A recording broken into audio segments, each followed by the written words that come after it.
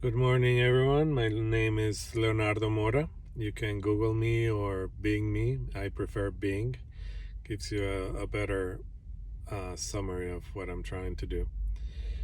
So basically, I came to realize that a name I was using in a book called Aeterna, kind of a love story type of thing, it became more and more and bigger, describing our gigantic project.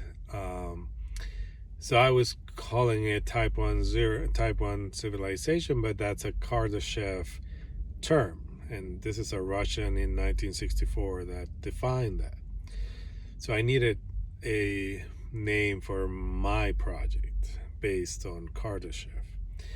So I came to realize that the perfect name for that is Aeterna. It's Aeterna, Aeterna, which the definition is love that has no beginning and no end. So it's infinite. So we are using that name for us, for this lifting humanity to the next level. So I had to split two books. So the first book is a love story, my love story, and the second book is the actual project. So the second book is divided into 10 episodes. I'm going to record one video per episode. So it's going to be 10. So let's see how long it's going to take me to record all of that. So I'm going to talk about episode 1. So on episode 1, so many people ask me, what is Type 1 civilization? So basically, Type 1 civilization is our next step. Humanity learns how to use and be a steward of the planet and stop killing the planet. So that's the next step for humanity. We become more conscious about our planet, taking care of it. It's our cradle. So imagine looking at Earth from space. There are no borders, there are no political parties, no cities large enough to see individually, no arguments between nations, only a blue sphere floating in darkness. Every human being who has ever lived was born on this planet. Every war, every discovery, every love story, every scientific breakthrough, every mistake, every civilization, and every dream happened here. For most of human history, we did not even know what Earth looked like. Today we do. And that image should change the way we think about our civilization, because humanity has reached a strange point. We are still organized largely as competing nations, companies, institutions, and communities, yet our technology increasingly operates at planetary scale. Our communications are planetary, our economy is planetary, our climate system is planetary, our scientific knowledge is planetary, our problems are increasingly planetary. And our technological potential is beginning to approach something much bigger. This is where the idea of a Type 1 civilization enters the story. The Kardashev part. So in 1964, Soviet astronomer Nikolai Kardashev proposed a way of thinking about civilizations based primarily on their ability to harness energy. The original concept described civilizations at different technological levels. Type 1 would be capable of harnessing energy on the scale available to an entire planet. Type 2 would operate at the scale of the star. Type 3 would operate in the scale of its galaxy. The idea was simple, but its implications were enormous. because energy is a capability. Energy allows civilizations to build, to compute, to manufacture, to transport, to communicate, to explore, to protect themselves, to transform the environment. The more energy a civilization can reliably control, the greater its technological potential. Humanity today is not generally considered a Type 1 civilization. We are still below that threshold.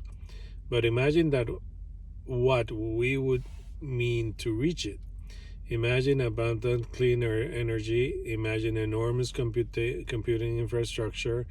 Imagine global desalination systems, highly automated manufacturing, massive scientific facilities, advanced transportation, large-scale environmental restoration, cities that produce more resources than they consume.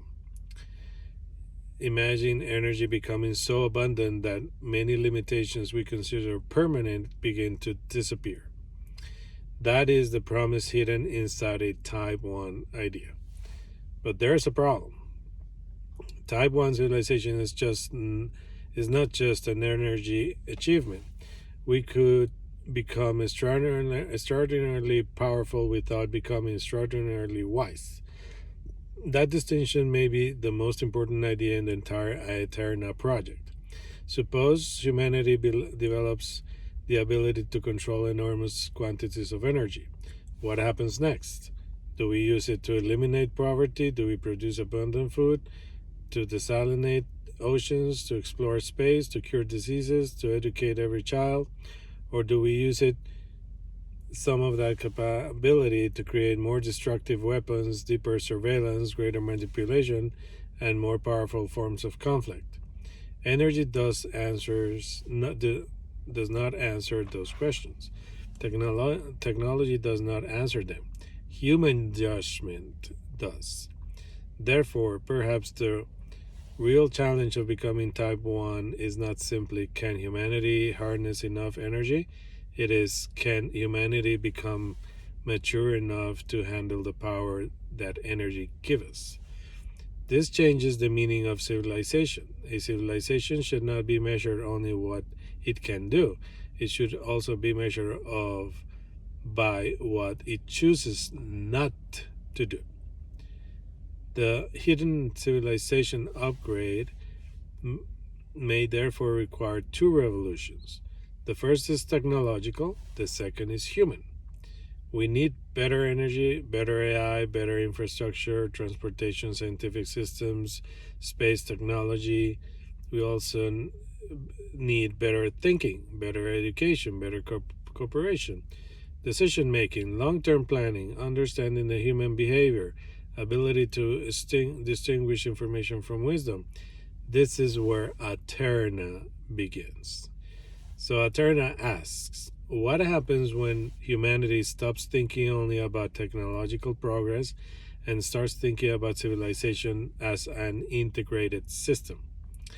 AI is connected to energy. Energy is connected to computation. Computation is connected to science. Science is connected to education. Education is connected to human intelligence. Human intelligence is connected to decision making. Decision making is connected to civilization. Everything begins connecting.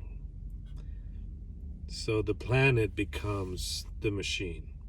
There is another profound implication. A Type 1 civilization could potentially begin treating the planet itself as an integrated technological system.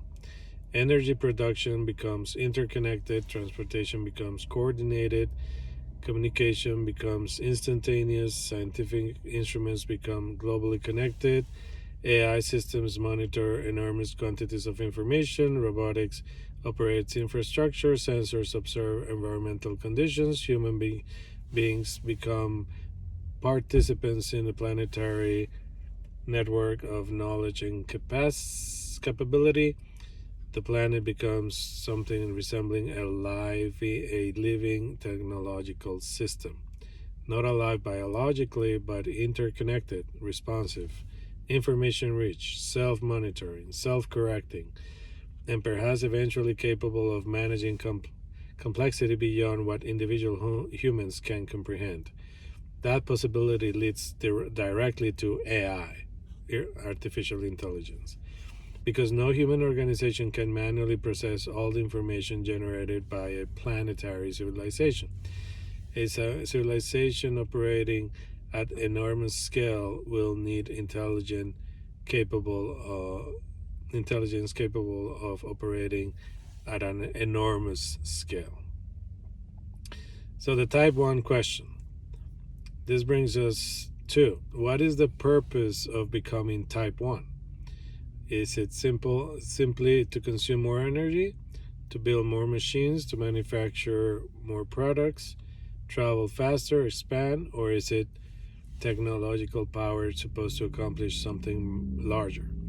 Perhaps the ultimate purpose is freedom from unnecessary limitations, freedom from energy scarcity, freedom from preventable disease, freedom from ignorance, freedom from geographical isolation, freedom from unnecessary hunger, freedom from limits imposed by primitive infrastructure, and perhaps eventually freedom to explore, to create, to learn, to understand the universe.